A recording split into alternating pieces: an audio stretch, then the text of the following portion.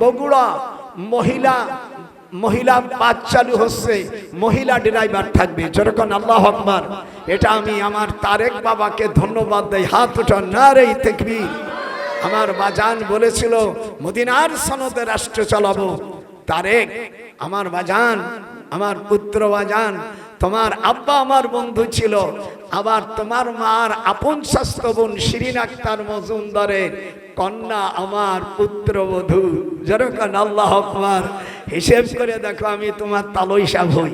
এই জন্য আমার বাজানকে বলি, বাজান রে, তুমি বগুড়ায় যে বাস চালাবে মহিলা কলেজে, সেই ড্রাইভার থাকবে মহিলা এবং তার হেল্পার থাকবে মহিলা, যাতে কোনো হবে না, বলদগিরি হবে না, জিনা হবে না, গুনাহ হবে না। হাত ওঠান, নারে তাকবীর।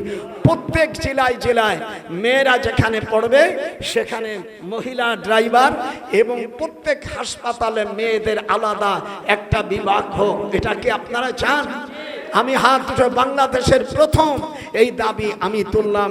আলেম মানুষ, আমি বাংলাদেশ আহলে সুন্নাতুল জামাতের সভাপতি হিসেবে আজ আপনাদের, এটা কি জয়পুরহাট না, এটা জয়পুরহাট কালাই উপজেলা, এর নাম হলো শালগুন। এখান থেকে আমি ঘোষণা দিলাম আমার পুত্র, আমার বাজান তারেক জিয়াকে।